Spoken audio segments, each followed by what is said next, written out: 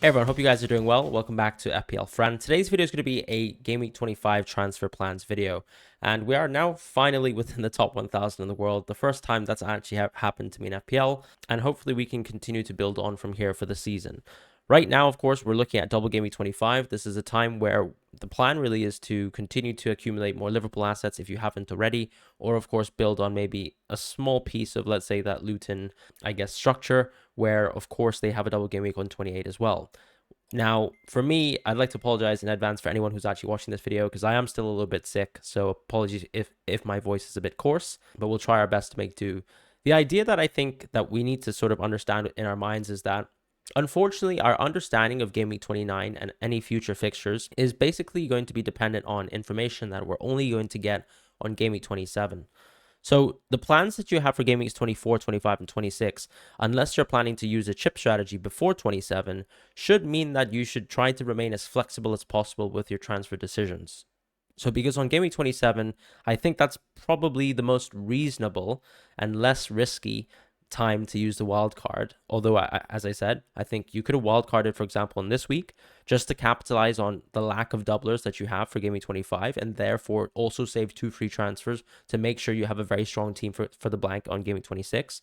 The alternative, of course, is that you just wait, as I said, for wildcard 27 or an even later wildcard, something like a wildcard 31 to 33 or even a wildcard 35. If for whatever reason you've been able to free hit early at 29 and you've been able to also deal with the issues that Game Week 34 might bring up. Keep in mind, of course, Game Week 34 is a free hit / blank Game Week sort of window and double Game Week window as well. So it's kind of an interesting trajectory where I think right now I'll probably make a chip strategy video because I don't really want to overwhelm you with sort of my long-term thoughts. But I think in terms of transfer plans, as I said, my mind is thinking immediately towards these chip strategies that we have to play and how my transfers in the short term will sort of affect the chip strategies that I will play as well. My issue, though, I think, is that in the short term, for people like myself who have issues like Trent in my team, and I can show you my team now, it's got a couple issues. We still have Eze injured, and I think that the timeline might mean that he could make it towards the Burnley at home game, but I think it's very risky that he does. I think it's also very unlikely that he gets good minutes versus Burnley. But you could also argue that Roy Hodgson is someone who doesn't care too much. If Eze's fit, he'll play. Maybe that's the case. I don't think it's necessarily true. Colwell, of course, is also a little bit useless to us because Chelsea's fixtures are getting worse and they also have a blank on Game Week 26. Trent, however, is the main issue because he not only occupies a large portion of my budget, but he's also unlikely to play, in my opinion, right? I think the news that we have so far is that Trent didn't feel very well within the game, and he asked Jurgen Klopp to sub him off. And of course, Trent is probably due for some sort of scan, which will probably assess the amount of damage that he has. And I think he'll just be rested for 2 to 3 weeks. It doesn't make sense to throw him back out there. This is actually what got him fit, or unfit rather. And the issue, of course, I think is that Trent will not play for the double. And if Trent doesn't play for the double, the immediate plan would be to remove him for potentially another Liverpool defender. Because I still think that when you look at the double fixtures, yes, of course, Luton will double in Game Week 28, but you probably still actually want a Liverpool defender if you have the chance to go triple Liverpool. And I think right now, because I have the opportunity to move into triple Liverpool, I probably should. Now, I can move to triple Liverpool through Palmer, or I can move through Eze. And it really depends, of course, if we get any sort of convincing news from Roy Hodgson over Eze, because if Eze is fit for, as I said, Game Week 26, I'll probably actually just move Palmer out, and then I'll therefore bring in, let's say, someone like Diogo Jota in, and then actually take Trent out of my team for Virgil van Dijk instead. Now, a lot of people are talking about Connor Bradley. I also thought about Connor Bradley, but I also think it's reasonable given that if you look at the, for example, depth of this Liverpool team right now, Tsimikas is back and he actually played a few minutes. Robertson's obviously fit. Gomez was sick, but I think he can also play that Luton fixture because the timeline should mean that he's fit for it. And also, if you think about the tactical style that one might implement versus Luton, it's very likely that I think Gomez could be playing right back within that game. Now, of course, Liverpool are, I think, more so a team that play within their sort of set structure and do sort of man-for-man substitutions more so than they tactically sort of adapt to a team and have a set formation and play towards that. But I do think ultimately Trent is someone who has to go, and therefore the 2 free transfers probably still make sense to go for Liverpool. The reason why I still think it makes sense to maximize Liverpool's because their fixtures are so good and they're still such a good team. So when we talk about Liverpool having an extra fixture versus the field, I think it is worth it when I think about how many hits I have to take for Game Week 26, regardless of whether I'm going to wildcard on Game Week 26 or wildcarding on 27 or beyond, right? So that's why I think that it still makes sense to maximize the short term because these Liverpool fixtures really are truly that good. So right now, when I have my team here, I still have Palmer to play, but I don't think that's going to change my rank massively. I believe 86% of managers around my ranked tier own Palmer, so I'm only hoping that some of the 14% will suffer a little bit. Sorry if you are the 14%, but you get my point. And looking back at the captaincy, of course, I was at one point close to Darwin captaincy, but I don't think I was really in doubt of Haaland's minutes. And I really felt that when it comes down to it, if Haaland's fit, I probably would actually back Haaland for 90 minutes over, let's say, Darwin for 90 minutes. And that's me knowing the minutes, or guessing the minutes ahead of time. So that's where I sit. Of course, I never even thought about Saka captaincy. This is where we are. Richarlison blanking was a little bit of a surprise. He did have a one-on-one, and he also was crucial towards that final goal. His minutes in a game where Son actually came off the bench were actually very promising as well, right? Because we're now starting to see what we expect.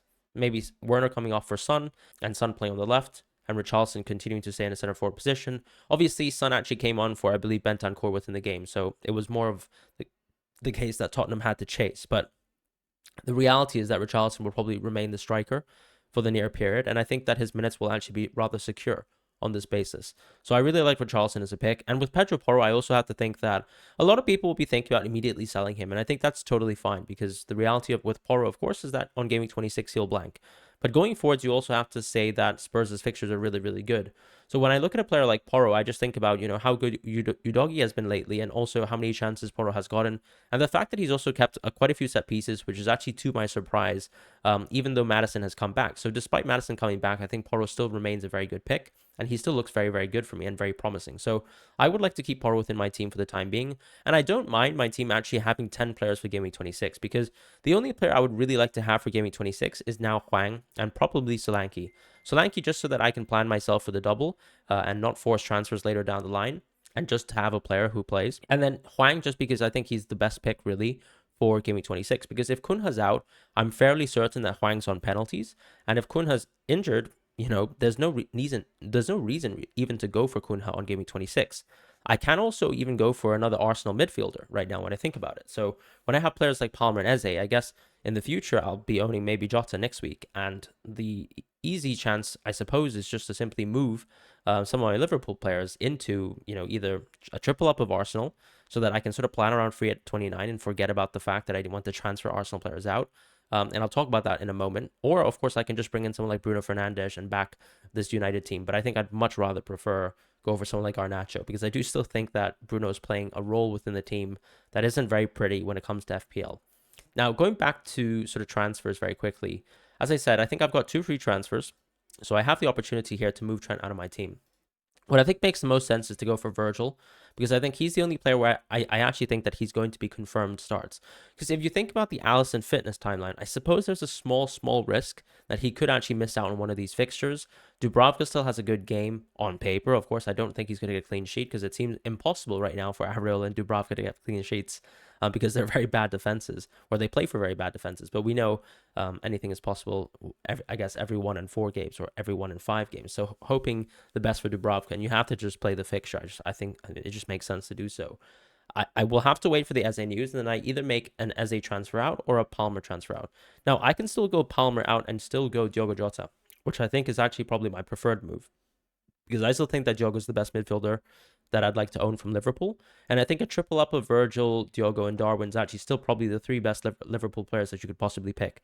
If I had the chance to sort of go do this again and maybe change my team up, I don't think I would be owning Walker, for example, from City. I'd probably try to own KDB, but I don't think it's possible as well. I think KDB also completely hamstrings my team structure in multiple ways. If I was free hitting, I might go KDB, but I can't go KDB because it blocks me from Haaland. So I think Walker-wise, I just have to trust that Walker hopefully will play good minutes and hope that the advanced role that him and Guardiola play are things that we can rely upon in the future. Because I think if I was still to suggest City midfield defenders, I would still suggest, Walker or Diaz or Guardiola. But you still know the risk of rotation is always and inevitably there. So those are my thoughts in terms of my transfers. But If Eze's fit, for example, or if Eze's unfit, I think it just makes sense to keep Palmer. Because, as I said, Game Week 26 is a very important fixture. It's going to be a blank for Chelsea and Tottenham. It's going to be a blank for Liverpool and Luton. But I still think it makes sense to actually own someone like Palmer going forwards. I still own him at a ludicrous price. I think that I can see myself wildcarding and still keeping Palmer within my team.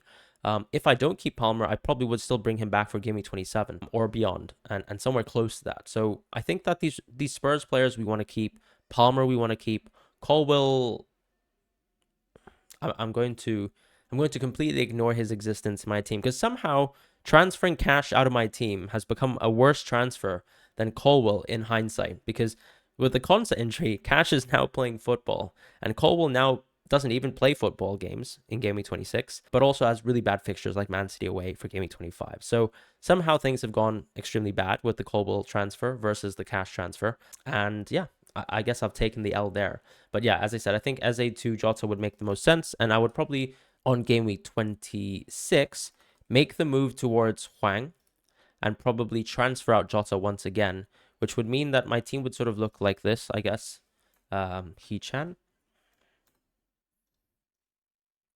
Probably take out Colwill as well, or maybe just Virgil van Dijk, but I'd probably just take out Colwill at this point in time, because if I can plan for free at 29, I'd actually like to keep some of these Liverpool players if possible and keep my Arsenal players and probably actually transfer out Colwill.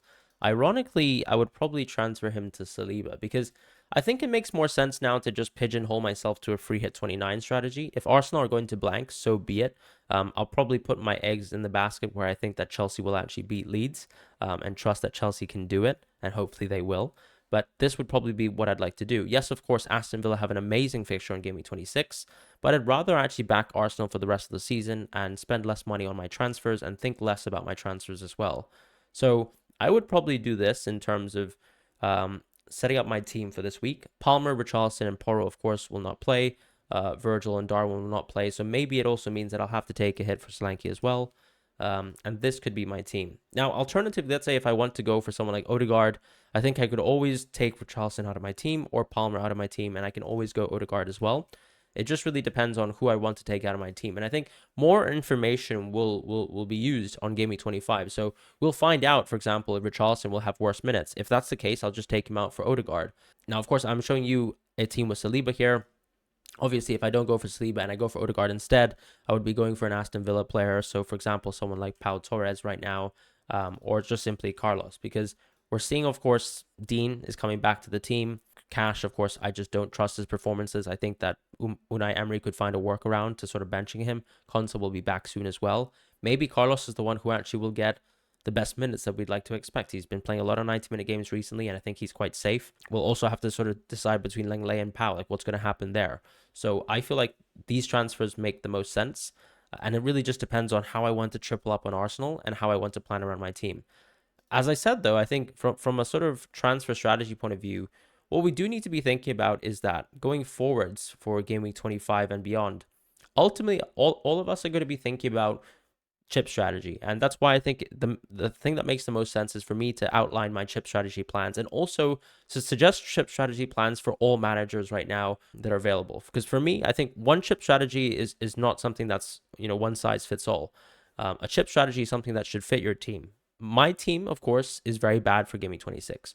Not many of you guys are going to have this many Chelsea and Tottenham players, but I also think there's been upside so far for me keeping these Chelsea players and these Tottenham players, okay, with the exception to Colwill, right? So that's the team situation that I have. I think Game Week 26 wildcard is too aggressive for me, but I will talk about there being validity, right? There's going to be guarantees in that I skip all these blanks that or these hits that I was showing you guys and not own, let's say, 10 players on Game Week 26. And I can have, for example, a strategy that allows me to create a very, very strong team for wildcard 26. The alternative, of course, is that you wildcard later, so 27 and beyond, and I'll explain that in terms of chip strategy. And also, of course, there's the question of whether you free hit 29 or 3 hit 34, or maybe, of course, 37, which I don't think is going to be happening for most of us managers. But those are my thoughts right now in terms of transfer plans. As I said, Liverpool is still the team that I like to prioritize over Luton. Part of that, I suppose, is also just reviewing Luton over the course of the season. You're still looking at what is effectively still a bottom three defense, and still, of course, an attack that I suppose has quite a bit of share and split between, let's say, the key players, right? Morris, for example, is the penalty taker, but Adebayo, I suppose we can argue, has been the key goal threat. Whereas the issue, I suppose, as well, is that the midfielders like Barkley have been pretty interesting too as a pick. Still, though, you're looking at a team that I guess on nights where they don't play, I guess, Brighton or Newcastle, they have sometimes a low ceiling. And of course, the expected goals for a team like Luton over the course of the season will suggest that as well. But we also have to take into account that they have put in some brilliant performances. And I understand the idea that people want to gamble on double game week fixtures. But here we have, of course, once again, really strong players for the single game week. When we look at Arsenal and Spurs, and I think it just doesn't make sense for me to overinvest into Luton.